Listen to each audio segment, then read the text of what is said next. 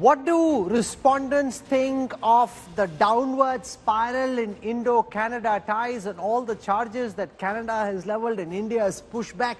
Let's get started with the results of the India Today Sea Voter Political Stock Exchange. Question number one. Why is Justin Trudeau accusing India of killing a Khalistani terrorist? Here are the responses. Tell our viewers once again. We've got two cuts for the data. One is the overall national aggregate cut, and the second is an expanded sample just in Punjab. So I'll have soon results for Punjab as well, separate from the overall national numbers. So here are the overall national numbers. Why is Trudeau accusing India of killing Khalistani terrorist Niger? To benefit in domestic elections, say 26% of the respondents. Because his party is under pro-Khalistani pressure, say 23% of the respondents. Trudeau is diverting attention, say 21% of the respondents. Because India is demanding action against the likes of Niger and those who are fanning Khalistani flames, say 13%. Trudeau was ignored in the G20, say only 6%. So the bigger number there is that he's trying to benefit in Canadian elections and because he's under pressure from pro-Khalistani elements. Let's look at how these numbers stack up in Punjab. Now here are the results from Punjab on the same question.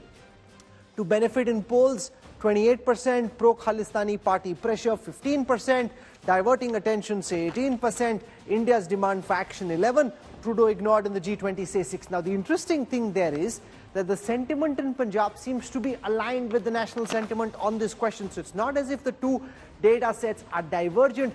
They are trending in the same direction. Question number two on your screen now. What do you make of the charge that Justin Trudeau has leveled that India is responsible for the killing of Niger? Here are the responses. 57% of the overall respondents say no, India is not responsible for killing Niger.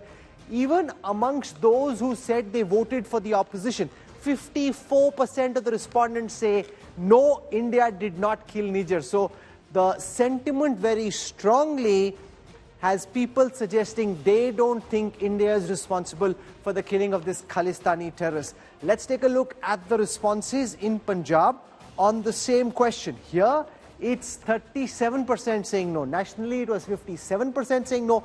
So it's 20% less than that. 37% say no, 29% say yes.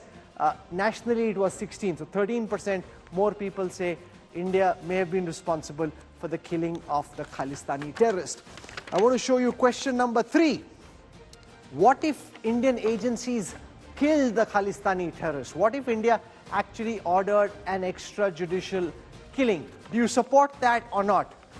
They did the right thing, say 61. 6 out of 10 respondents in this Sea Voter India Today Political Stock Exchange tracker say yes, if India did kill a Khalistani terrorist, the government did the right thing, say 61. They are wrong, say 14.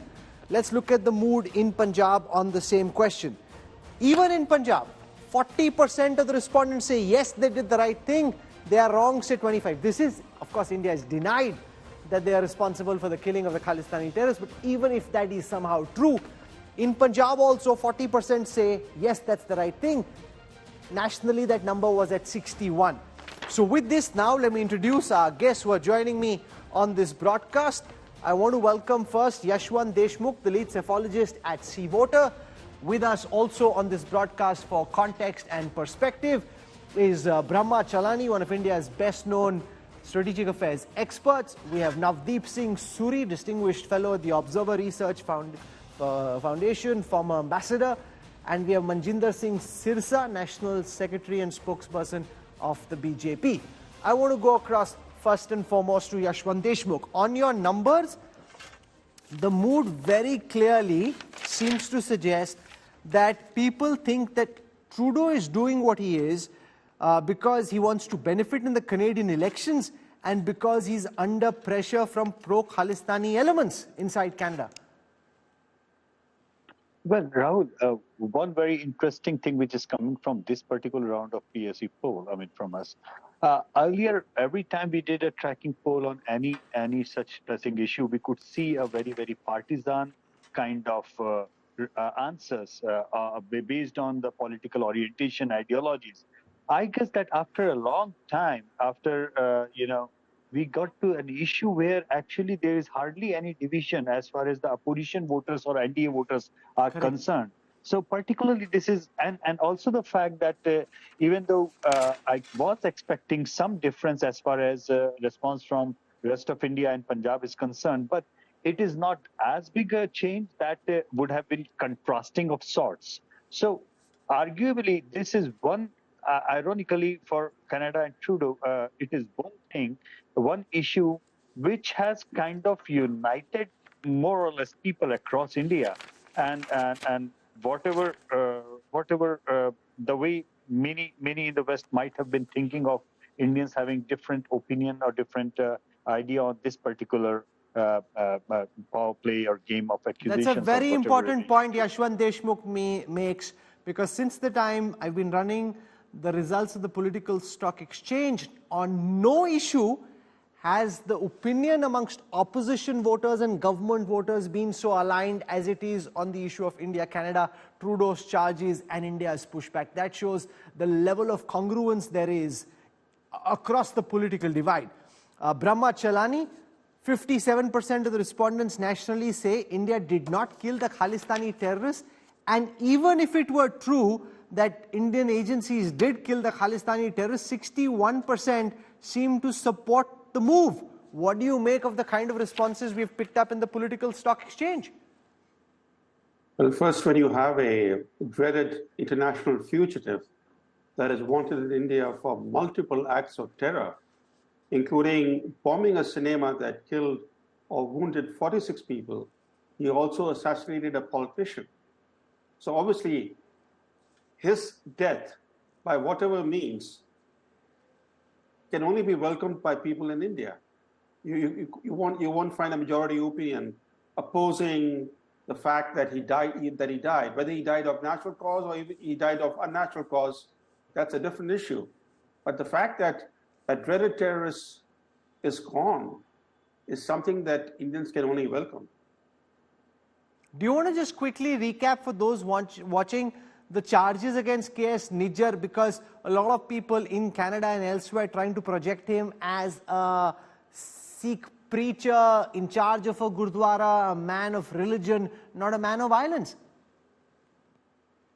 The thing is that, like some other prominent fugitives from India that are based in Canada's British Columbia province, these guys entered Canada illegally, including Mr. Nijjar. They entered Canada illegally with the help of criminal bands, and given the growing Sikh militancy in British Columbia, in particular in Canada, there is a growing nexus between criminal bands and radical Khalistanis, which has led to frequent gangland killings. Nijjar was very much part of this nexus. In fact, after he illegally entered Canada, twice he applied for refugee status, and each time his application was rejected by authorities.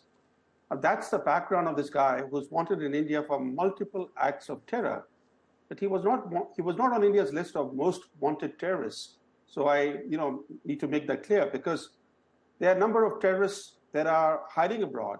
There are household names in India. For example, everybody knows about Hafiz Saeed, Masood Azhar, etc. Dawood Abraham is another example. But until this guy died, not many people knew about him in India, because he was not among the most wanted terrorists in India. Okay. Now, Manjinder Singh Sirsa, what is interesting in the data is the fact that whether the voter is an NDA voter or he's voting for the opposition, there is a high level of alignment on questions to do with India, Canada, Khalistan, Trudeau's action, the charges. It seems the mood in the country is very similar, regardless of which side one sits on the political divide. No, definitely the mood has to be similar. Reason being, everybody is a patriot here. And when it comes to a country, I don't feel any single person will stay say that I don't stand with my country. Now, here the question is that Trudeau is raising this issue in the parliament. Being a prime minister, he is supposed to give evidence rather by saying, yeah, I doubt, or mujhe shak hai, or something word like this cannot be a word for a international when you are using this for a counterpart with other country, vice versa. So by saying this, that I doubt that India could be involved or India could be involved in this act of violence or in this killing, by simply saying, then yesterday also he gave a statement. He said India should join us, India should help us out in finding. So that, whether he has asked any kind of a help, whether India has denied any kind of a help, he never said this. So everybody in this nation knew now that what Trudeau did is for it's a political stunt. He did why he did so because he had a backlash when he went back to Canada from India because nobody in G20, the other countries, maybe America, England, nobody cared for him. So that was the media was ruining his life like there, but that was the reason he came out of the parliament, suddenly raised this question. So even if he was aware of this fact, while before coming to India, he could have said that, or this he could have waited to conclude the investigation. And thirdly, day before yesterday, another criminal was killed there, another mafia don or whatever you say was killed there. Who is responsible for his killing? Who is responsible for his killing? Absolutely. So, Navdeep what I Suri, must say you've is been a that this was a total drama. Okay, Navdeep Suri, you've been a diplomat. You also understand politics. I want to show our viewers the current popularity numbers of Justin Trudeau relative to his opponents in Canadian politics. There's an election coming up in a year or so from now. Who is the preferred prime ministerial candidate? Trudeau's popularity stands at only 31%. 40% would like his principal opponent, Pierre Poilievre, to be the next prime minister. 22% want Jagmeet Singh of the NDP. Remember, Trudeau and Jagmeet Singh are in an alliance, and Pierre Poilievre is at 40%. He's number one. Now, this assertion that's being made that he's doing this to salvage low popularity ratings, to what extent do you believe that that could be true? Because even in the C voter data, most people think he's doing it to benefit in local elections and he's under pressure from the Khalistani lobby.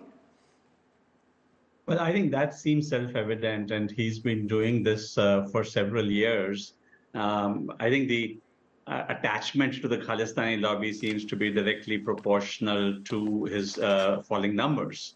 But otherwise, we've seen it in his Bhangra gigs, we've seen it in his various appearances, trying to curry favor with a section of the Sikh community in Canada. But Rahul, I want to make 2 points, if I may. One is because perhaps I'm sitting in Amritsar and you've drawn a poll in Punjab.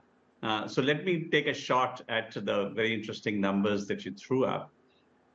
Even while there's a great deal of agreement, and your numbers showed that, on the India-Canada issue, India is doing the right thing, and there was no difference between your numbers in India as a whole and in Punjab. But there is a real disquiet in Punjab because it disproportionately sends people to Canada, right? Of the millions strong, whatever Indian community is, 60% is from Canada. And today, when you read the headlines and you look at all the newspapers and listen to some of the commentary on YouTube, the sense you get is 2 kinds of worry.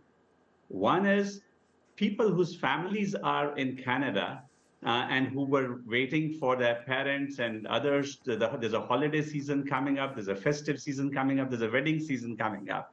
And there are people who are keen to come to India, as they do every year at this time of the year. What happens to their visas? Because we know it's a reality that many people, despite repeated urgings by our embassies, our consulates, and by the Ministry of External Affairs, have not availed of the OCI card. Now, are they stranded? Are we going to find ways to deal with it? People who have legitimate reasons to come to India over the next 3-4 months, however long it is. Secondly, in Amritsar, and I'm sure in other cities in Punjab, there's a real disquiet about people who have deposited fees, 15-20 lakhs for their kids to be admitted to Canadian universities, and who are now thinking, what's going to happen to their visas? Because even though the Canadians haven't announced it reciprocally and perhaps won't because they need those students to fund their universities. But from the perspective of the persons whose kids are in the pipeline today, the downsizing of Canadian missions in Delhi means longer visa queues automatically. So I just wanted to say that there's a humanitarian those are important aspect. points. I want Manjinder Sirsa from the BJP to respond. You're raising the concern about the community having a sense of being disquiet and concerned. There are families in Canada. Virtually everyone in Punjab has somebody in Canada and vice versa amongst the Punjabi community. Many of them want to come back. The holiday season is here. There are students who are in the pipeline to go. You want to reduce the size of the High Commission. That means that visa delays increase. It's already several months late. It could be delayed even further. Manjinder Sirsa, how does your government and your party respond to these concerns from Mr. Suri? So definitely these are the biggest concerns when it comes to Punjab and the people living in Canada, because as Mr. Suri very well said, that most of the people are from Punjab. We are also concerned about that. We are also looking at that. The situation is getting turning to the worst point after the situation created by the Prime Minister of Canada, when he threw out our diplomat. But I was speaking earlier in the day to Bikram Majithia, and he said, why should an entire community, an entire state be punished for the actions of a few? Definitely. Target the Khalistanis, go after them rather than put the entire community and an entire state in a state of limbo. No, nobody is putting an entire state or entire community. Definitely, that's a big challenge. As I very well said, it's a big case challenge for us also, because either half of the families in Canada and half of the families in Punjab. And we are facing, but the problem here is the question should be asked from Trudeau, not from the Indian Prime Minister, because he was the one who threw out our diplomat. He went to the Parliament, said No, something, but the came out, no. and simply Sir, shut out the difference is that diplomat and said you have to leave the country within 24 asking a hours. diplomat to leave is between governments. Asking a diplomat to leave is between governments. Putting all visas in suspension then impact the larger community, and there are many more Indians wanting to go to Canada than there are Canadians wanting to come to India. So there are two different set of peoples. One are the Canadian. No Indian requires a visa. They already have a visa and have OCI card. But yes, the people who have taken the passport, Canadian passport, there will be no problem, and the government will take care of them also. It is not for the Indian peoples who want to come back. I'm sure that government will not see any single person get affected by this order. I'm sure about that. Navdeep Suri raised the concern about students who are in the pipeline. If the High Commission gets, the staff strength is reduced, then there are concerns that there will be massive visa delays. No, but visa delay from Canadian side or from Indian side? It cannot be from Indian side, because the Canadian visa is to issue by a Canadian government here in Delhi. That's what I'm saying. So if they reduce the size of the High Commission, it will increase the pressure on the officers who are there. It will increase the time it will take for people to get visas. No, Rahul, but that is not our concern. That has to be taken care by the Canadian government. पर आप ही ने बोला ना उनको कि अपने बंदे कम करो, तो हमारा इम्पैक्ट तो सूरी साहब वही तो बोल रहे हैं, इम्पैक्ट तो हमारे बंदों पे है. No, impact हमारे बंदों पे है definitely. पर जो visa, I'm just talking about the visa and the students in who want to travel from Punjab to Canada. So it is not our government who has to decide. It's a Canadian government who has to decide this. So I don't believe that Surisa must be right on one part, that if we are not issuing a visa to the people living in Canada, that's a big question here. But when it comes to the people living in India want to go to Canada, that is a... Okay, let me get Navdeep Suri to respond very briefly, because I have a lot of questions I want to go through, but let him respond to what he's heard from the BJP spokesperson, Mr. Suri.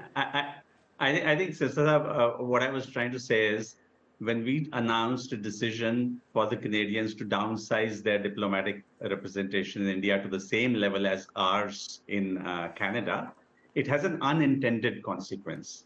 And that unintended consequence is that there are fewer consular staff to process visas. That's the limited point I'm making, that it is the classic case of the law of unintended consequences, where the humanitarian impact will be felt in Punjab, and already people are talking about it. I'm saying this because I happen to be here. No, sure. I want to run now and show our viewers responses to the other questions. And this is an interesting question from Yashwant Deshmukh's team, because a country like Israel, a country like the United States, especially post 9/11, has been going out and doing targeted killings of those who act against American interest. When a Zawahiri is killed or when an Osama bin Laden is killed, everyone watching typically tends to applaud. Well done, Obama. Well done, Bush. Should India do the same? Here are the responses to that question. This is going to generate a lot of chatter. This question from the Political Stock Exchange: should terrorists be hunted and eliminated? 83%. 8 out of 10 respondents in this poll say yes, terrorists should be hunted and killed. Let's look at the responses from within Punjab. In Punjab as well, 64% of the respondents say terrorists should be hunted and killed. 17% say no. That is massive. That just suggests, remember, these are always controversial because it's extrajudicial. You're going into somebody else's country, killing a terrorist over there. If you get a big catch, your voters like it. It's always diplomatically tough to handle. But the mood in India, very clear and very direct. What's your reaction to the killing? What's your reaction to the expulsion of an Indian diplomat by Canada? 18% say it doesn't matter, no reaction. 39% say India should expel one Canadian diplomat, which it already has. Expel all Canadian diplomats, say 26%. That's a bit over the top, and that's just the populist mood. I won't take that very seriously. Is Trudeau supporting Khalistani terrorism? Let's come to this question. Is the government of Justin Trudeau and the Prime Minister himself supporting Khalistani terrorists? 60% say yes, 18% say no. In Punjab, responses to that same question are different, quite naturally. Here, 39% are saying yes, 33% are saying no. Nationally, the number was 60 saying yes and 18% saying no. Yashwant Deshmukh, this one number that you've put out in this poll will generate a lot of chatter. 83% of the overall respondents say India should hunt down terrorists. Yes, Rahul, and again, the highlight is not that how many want to say that the terrorists should be hunted down. The highlight for me is the sync of the opposition voter and the NDA supporters. What Correct. It tells us is that on certain issues, there are 3 different layers of question that we try to ask. Number, we try to check if people believe that Indian agencies did it. That was roughly in the 60s. That they believe that Indian agencies did not do it. Then we asked, what if they did it? Would that be a right thing to do? The number goes up to 70%. That it's the right thing to do. And then we ask a sweeping question: should they be, eliminated altogether? And no matter where they are, kind of sentiment, it goes further to 80%. And regardless of the political divide, regardless of the ideology, the numbers are more or less in sync on the same line. What is important for here to understand why we ask this question and to understand is the fact that probably very, very fine line, Rahul, that Western press, Western media, and including Western diplomats should be understanding that many of them think that it's because of the current government in charge that, these kind of aggressions are coming in, these kind of emotions are coming in. But what they are not realizing that in a democracy like India, even if tomorrow Congress comes to power, even if tomorrow Mr. Rahul Gandhi becomes the Prime Minister, he just cannot do away with the public emotion on such an issue.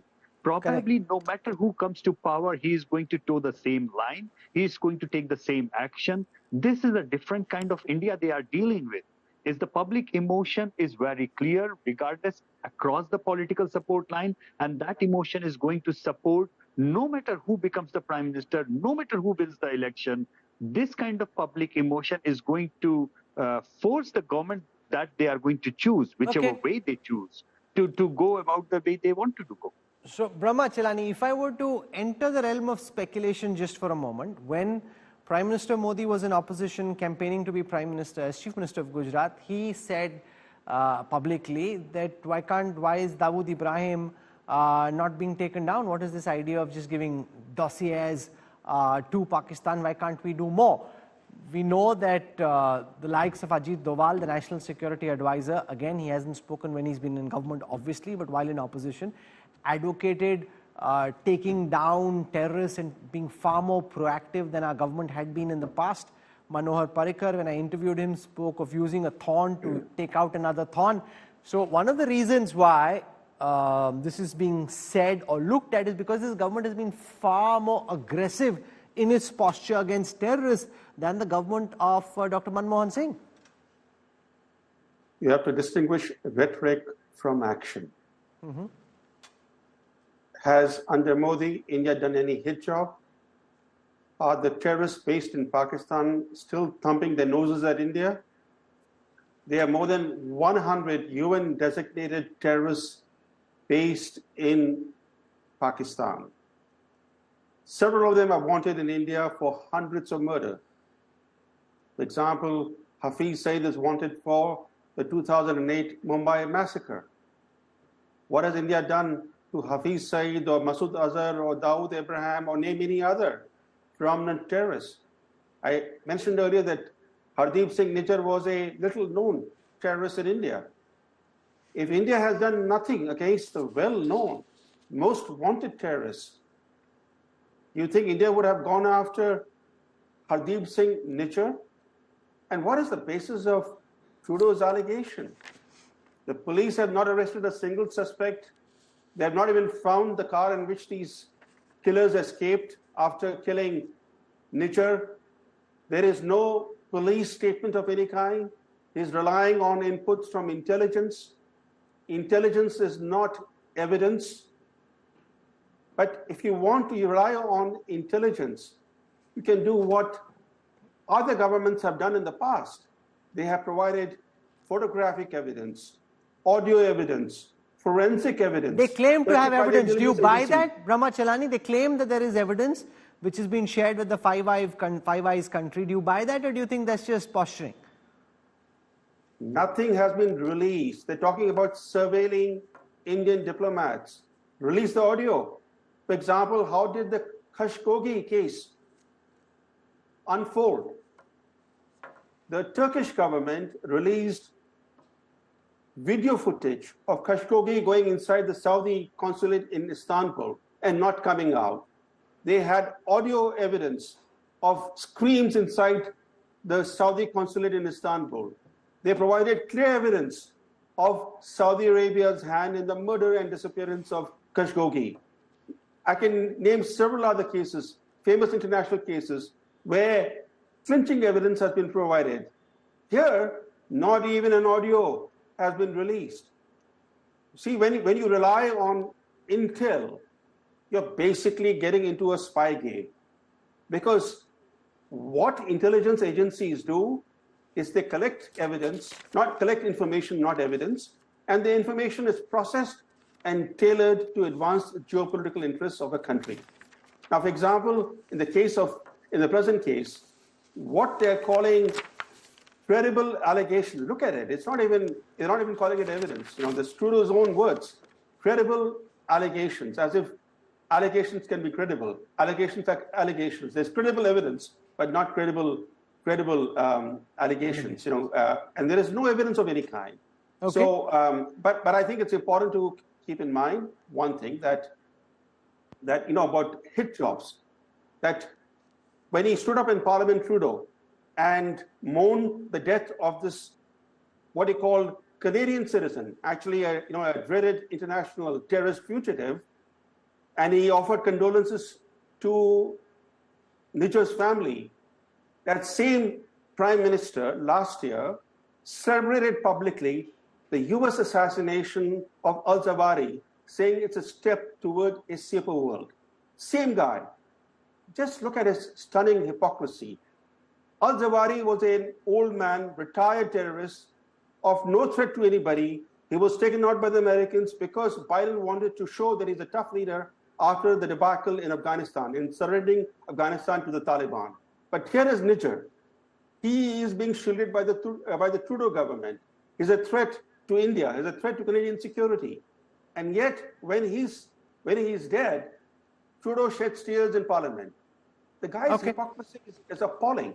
Now, Navdeep Suri, from a diplomatic lens, how do you respond to the overwhelming majority that seems to suggest that India should go out, in fact, and take down terrorists? Now, this is the kind of thing you never admit to, never accept publicly, legally, and yet at this moment, this growing desire to do what Israel or the United States do? So I think, you have a disconnect between the sentiment that the public has articulated in your poll and what is very visible in social media, which is a back slapping, back chest thumping kind of thing. Yes, we did it kind of sentiment. And you have the denial from the government. Maybe a better approach would be what the Israelis do so effectively, which is standard, neither confirm nor deny. That ambiguity that the Israelis use, and others use it too, keeps the deniability around. It also leaves the fear in the minds of those who may or may not be targeted, that the long arm of your law can reach out wherever you are if you have been guilty of perpetrating a terrorist act. But on Mr. Chalani's point, let me just say that it isn't as if nothing has been done. What we have been fairly successful in, I think, over the last few years is using our excellent relationship with the Saudis and the Emiratis to secure the repatriation of people that we really wanted. Abu Jandal from Saudi Arabia, for example, who was involved in 26/11. Farooq Takla from Dubai, who was a henchman of Dawood Ibrahim's. So, at least at the diplomatic level and the much closer sharing of information and collaboration between the intelligence agencies at the highest levels has netted us a few gains. But, I want to just come also again to that difference in numbers between the rest of India and Punjab. Because I think what I hear around town is people saying, are our kids in Canada, are our brothers in Canada again going to have to be afraid that they may be dubbed a Khalistani, even though they have nothing to do with it? Will they be dubbed a terrorist? Will that travel become harder? It's something that your viewers should keep in mind, that if there is one thing that Sikhs in particular are sensitive about, is don't question their patriotism. They fight on the front line, and the evidence is there in all the tricolor wrapped bodies that come back, and it's a real sensitive pain point for anyone. And I've seen some uninformed commentary going around once again. Absolutely, I saw from Kangana Ranaut as well. Just anyone who does it, commentary saying that Sikhs need to prove that they're not Khalistani. Sikhs don't need to prove that they're not Khalistani. The government needs to act against those who are, rather than trying to brandish an entire proud community in the same brush. That is completely abhorrent. I think any community can have a loony fringe. Treat it as that. Keep it beyond the pale, and don't tarnish the mainstream. Oh, absolutely. That is a very, very important messaging, because even during the farm protest, we saw some people, including ministers in the government, try and brandish or question the entire community, which is absolutely unacceptable and very unfortunate. Question those who pick up arms against the state, or those who are fueling incendiary fires. You cannot make this an affront to the pride of an entire community. That is completely unacceptable. Are Indian diplomats in Canada safe? Here are the responses. 54% say yes, they are safe. 27% of the respondents say no, Indians in Canada are not safe. I'll show you the results in Punjab. 35% say yes, Indian diplomats in Canada are unsafe. 41% say no, they are not unsafe. So overall, 54% saying Indian diplomats in Canada are unsafe. Last question. Are good relations with Canada now impossible? 37% of the respondents say it's impossible. We can't possibly have good relations with Canada. 39% of the respondents say no, it's still possible to have good relations with Canada. And that is where I wrap up this week's Political Stock Exchange. Very, very timely, this data set from Yashwant Deshmukh and his team at C-Voter, because you've got your opinion and now you've got a lot of data with which you can judge and weigh that opinion in terms of whether it is in consonance with the national mood or the mood in Punjab, or at variance. Yashwant Deshmukh for turning this around so quickly for us. A big thank you to you and your team at C-Voter. Thank you, Navdeep Suri, for joining us, and also to Brahma Chalani and to Manjinder Sirsa.